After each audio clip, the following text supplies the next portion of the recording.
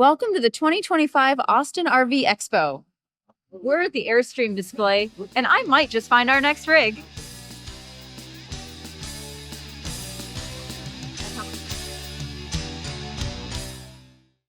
We just spent pretty much the whole day at the Austin RV Expo in Austin, Texas. We're tired, our feet hurt. Yes, it's been a long day. We did all the walking around, so you didn't have to. No, you really should check out one of these RV shows if you get a chance. That's how you can really get a feel for what's out there. What we did was we kind of looked for things that stood out to us, things that are new, something maybe that's different, both good and bad, and we saw all of that at today's show. Yeah, there seem to be a lot of new trends in floor plans, new trends in color schemes, new trends in amenities, technology. And yeah, I think good and bad, and good and bad depending on your preferences. But some of the things that we nitpicked are more of the daily usable function things that sometimes we just feel that manufacturers they have no concept of actually living in it and how you're going to function in an RV. They're just looking more at it from an engineering standpoint. And it's like, oh yeah, we'll just put a switch here. And it's like, that's not where you did that. That's, so anyway, we kind of want to just walk you through some of the good and the bad things that we saw today and some fun things along the way. In the upper level of the newer Airstreams, there's all these different buttons for lights. And it's kind of nice because you can change the zones for the lighting. I think you would just have to eventually get some muscle memory on what button does what, because as we came in here trying to figure it out, Jesse made it all dark, couldn't make it all light. We got mixed lighting. I guess you just learn it over time. Sometimes I just want a simple light switch.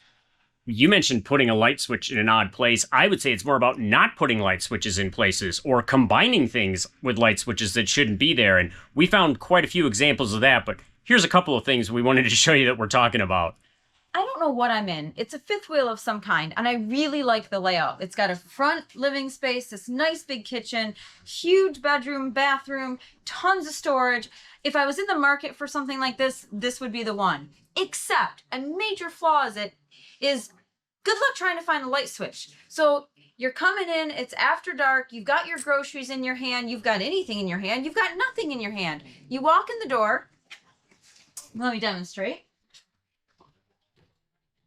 And you're like, where's the light switch? Oh, look, here's this panel. First, you have to figure out how to open the panel. Then you have to figure out which lights on here might actually control your lights in your RV. This is not really a conducive design when you're coming in at night. And I'm afraid at some point I'm going to hit the slide, the awning, the black tank. Who knows what I'm going to hit because this is a really bad design. All you want is one light switch for one light. Right by the door, just to open it up and turn on your light, and then you can control everything. But still, this controls all the lights for everything. So no matter what you do, you have to walk over to this panel, figure out which of these mini switches you want, and turn them on from in here. There's no light switches pretty much anywhere else except for some mood lighting. So come on, manufacturers, give us a light switch by the door that's a usable light switch. Just like in your house, when you walk into your door, you walk into your kitchen, your bedroom, there's automatically a light switch. Please put them in the RVs. Thank you. Here's a new one that I never thought I would see. You're in this fifth wheel, it's a little dark, you're coming up into the bedroom at night, you go to turn on the lights. Yeah, if you hit the correct button, you've got the lights on. If you hit the wrong button, you're retracting your slide. Who thought it was a good idea to put a slide retractor on the light switch? Well, that'll be a fun ride for your spouse at 2 a.m. The people that design these need to start using these.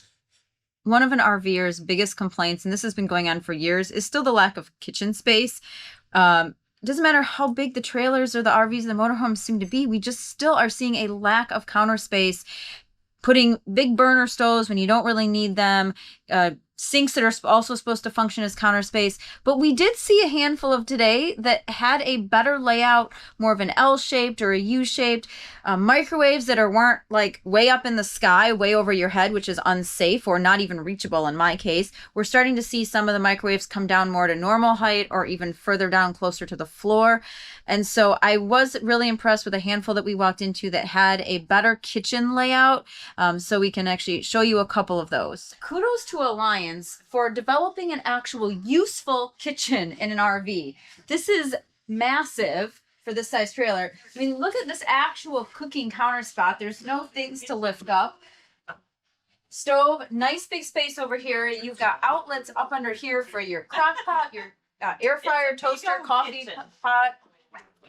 Nice good size sink, cupboard, a microwave, and a height that I can actually reach, so that's good. But all in all, whether you're going for a weekend, you've got kids, just mom and dad, or if you're going for a week or a whole summer, I really like this kitchen. Oh, I thought oh yeah, they do slide out. Wow. Addendum for the kitchen. Addendum to the kitchen, I discovered this massive cabinet down here that would pull out drawers, and whether you use it for kitchen or you use it for who knows what, that's a nice storage under there. You had commented you thought the main bedroom was a little small, but look at the living space and what they did with it instead. Yeah, I'd rather have a smaller main bedroom because you're not going to spend that much time here. But with the opposing sides, you've got a lot of space here for games, yoga, kids playing on the floor, whatever, plus the whole bunk bed here. And I love that you can actually close this off. I don't know how, but so many trailers we're seeing the bunks in the back with no real ability to close it off. Maybe a light curtain. So with the barn door, they've got privacy, you've got privacy, everybody has their own space. We found another new design in the kitchen area. So we're used to fifth wheels that have, you know, like your island, which is usually your sink is over here. So I actually really like that the sink is on this side. But what makes this even more unique is this special little hidden thing. So you've got a cupboard here, but then the whole thing pulls out. So look at all this island space that you have for cooking or taco bar or whatever it is. And you can't really see it over here, but that cupboard that I showed you, I guess if you want to come around here, you can access it even when it's open because it's open on this side. So doesn't matter, it's pass through. But this is an ingenious use of having a lot of space and being able to prep, cook, clean, and eat whatever you want to do in here. I really like this. Nice job on this Kodiak Dutchman trailer with the big counter space. Nice deep sink. Loving that. Windows in here. This is a nice kitchen layout. Two things I would note. One that I like. These power towers are really nice. And what's happening now I'm seeing is when you put them in, they're also induction charging for your phone. So when you don't want the big power tower, you can still charge your phones. Awesome. Problem I have is too many of the manufacturers now, lots of counter space for appliances and things, not enough plugs. There's only one of these power towers here. There should have been one on the other side. There is a plug up high, but nowadays a lot of the appliances have really short cords. I don't know what you're going to plug in there. Or the other thing a lot of manufacturers are doing now, you're starting to see more plugs on the front of the cabinets instead of in the walls. Not the greatest place for a cord to be dangling. Nice that they're doing some changes for making better, nicer kitchens. Let's think about where those power outlets are at. Here's something we're seeing more of this year. A double-sided refrigerator door, meaning you're in the kitchen, you open your refrigerator, you get all your stuff. But if you're outside and you come in and want to grab a drink, it opens from the other side. Kind of ingenious in the right rigs. We've seen them in a couple of rigs where it didn't make a lot of sense. In this one, I like with this layout. It makes sense. Yeah, one of the ones we saw, it was like right up against the bathroom door, and I'm not really sure. But yeah, in this one, actually, it makes way more sense than the other one we saw. This Kodiak trailer, not only does it come prepped for wash and dryer, but it's really different. So this is a very unique feature that we have not seen in any other trailer or motorhome. So we have this lovely big TV, nice fireplace, counter, sound system. And then it opens up. And then you've got your washer dryer hookup back there. Or I suppose just extra shelving if you don't want a washer dryer. But that's an ingenious use of space that's tucked away behind the cabinet here. Trend-wise this year at the show, I noticed a lot more marketing for off-grid trailers. But you got to be careful because there's off-grid, there's off-road, there's now sport trailers. And I heard one manufacturer rep talking to somebody and somebody said, oh, this has a lot of clearance. Is this an off-road trailer? And he said, well, it's really more of a sport version. I don't know if I'd go real off-road with it. So just think about that. If you're in a market for an off-road trailer, that means different things to different manufacturers. Yeah. And one thing we're still finding is some of those off-road, off-grid trailers are only coming with a cassette toilet. So that trailer might come with a really nice solar package. It might come with a nice fresh water tank. But if it only comes with a 4-gallon cassette toilet, you're not going off-road for more than a couple days. And so that's kind of frustrating that we're actually seeing that more. I'd rather have a composting toilet than a cassette toilet, because at least that is just sort of taking care of itself. Yeah, there is an old saying that a chain is only as strong as its weakest link. And as far as I'm concerned, on most of these rigs that are trying to go off-grid more, the weak link is a very tiny cassette toilet instead of a regular black tank. Yeah, I'm not a fan. You're not going to find me buying a trailer or any kind of thing if it has a cassette toilet. Another trend that we saw here that I thought was interesting was something called destination trailers. Now, we've seen tiny homes, we've seen park models, but this was sort of like an in-between. It's still a trailer that can be hauled, but it has more of that park model feel to it, with a big front end, a big bedroom, and in some of the cases, dedicated laundry rooms, big kitchens, living areas. But it's really designed to go park it at the lake, park it at a seasonal spot if you're going to leave it there all summer and you're not going to tow it, where then maybe you are leaving it there and wintering it, or maybe you're going to haul it home to storage, but it's not going to get towed around all the time because it's got, it's kind of like a big roof. And it's just not necessarily designed to go down the road very often. But then when it's parked, you've got big windows and that big living space. And I really liked it. There was a whole section here at the show devoted to these destination trailers. And I thought that that's a good use for people that are more seasonal camping versus like going to a different park every weekend. Yeah, to me, it's not so much of an RV as it's almost like a mobile cabin. Like, yeah, you're going to plop your cabin down somewhere and then you're going to move it periodically. That's the advantage over a regular cabin, is this moves. And I know tiny homes are designed to be movable, but these actually, I think, are bigger than tiny homes, at least the ones we saw. So if that's your thing, check out a destination trailer. I thought they were kind of cool. Yeah, and you think about, you mentioned the dedicated laundry room in those destination trailers. We saw some regular RVs with dedicated laundry rooms. That seems to be a new trend, and maybe it's because there's more families getting out there, but you have a laundry room, you're going to need that if you're going to spend any time with your kids out in the wild. But also, speaking of families, I saw a lot more dedicated bunk space in terms of actual rooms with 2, 3, 4 sleeping spaces and a door. Yeah, the door is a big deal because I know in most of the trailers that we've seen over the years, the bunks tend to just have a little curtain or nothing at all. I know the trailer my parents has have a door, but I feel like that's more of an anomaly. And so we actually saw more of those with more dedicated kid and parent spaces. I think I need a ladder. I don't know if it comes with a built-in ladder. This is a destination trailer, so it comes with a lot of stuff. It has its own laundry room. Yeah, an actual laundry room. Not just a washer and dryer and a closet, but a laundry room. But yeah, you're not towing this one. You're going to park it on a lot for a season, or maybe if you have instead of a cabin, you'd park this somewhere. But man, this is actually good living size space here.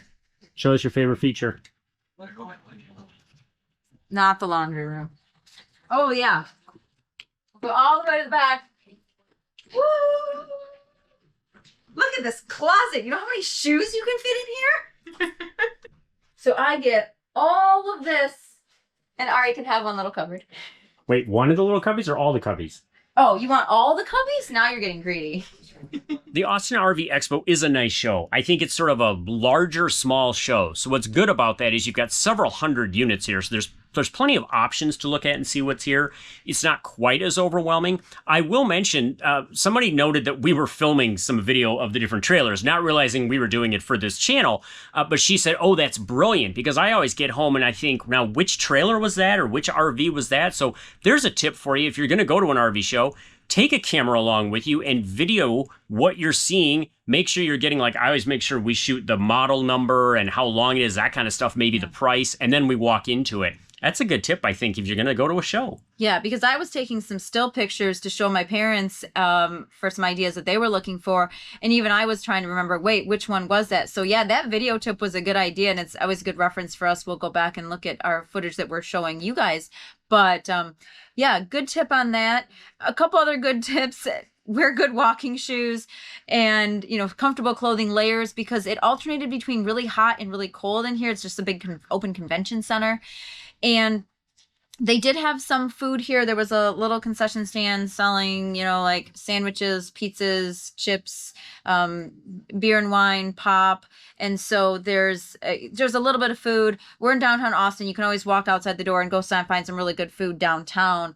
But there was at least a little bit of food here, because once you get in the show, you lose all concept of time in here because there's no windows and you're just popping in and out of rigs. So I did find that nice that there was at least some food on hand. Yeah, and I think it's pretty typical for most of the RV shows. There's at least something, but that's always a good tip. And most of them don't have a problem with, you know, bring some snacks of your own, bring some water bottles so you're not paying a lot for food. But, you know, just plan on spending a whole day, because you're going to find that there's just so much to look at. And it got busier in the afternoon, so you needed more time to kind of wait for somebody to come in and out of a rig maybe before you could see it. But all in all, yeah, it's a really nice show, and we always recommend going to RV shows. One of the other things that they have here, and we've seen it many other, I think most RV shows have, are different seminars. So throughout the day, you could pop out to a different room and there were seminars on, you know, Park Hosting 101. There was how to, you know, buy, you know, things to look for when you're buying an RV, things to look for when you're towing an RV. RV maintenance a lot of times comes up. There was a number of different sessions throughout the weekend here that you could pop into.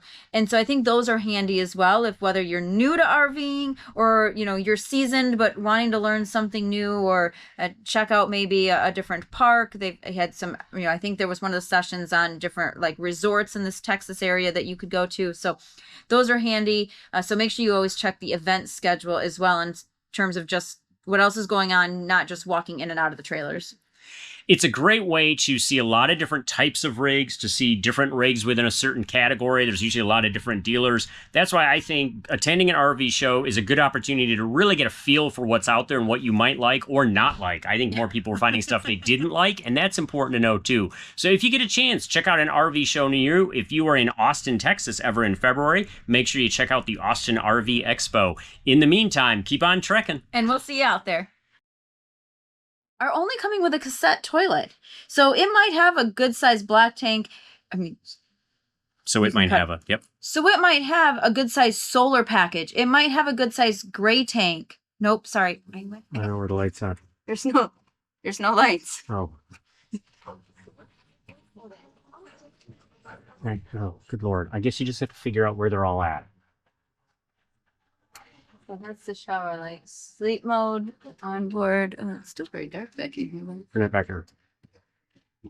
Well, that literally just turned the entire trailer on.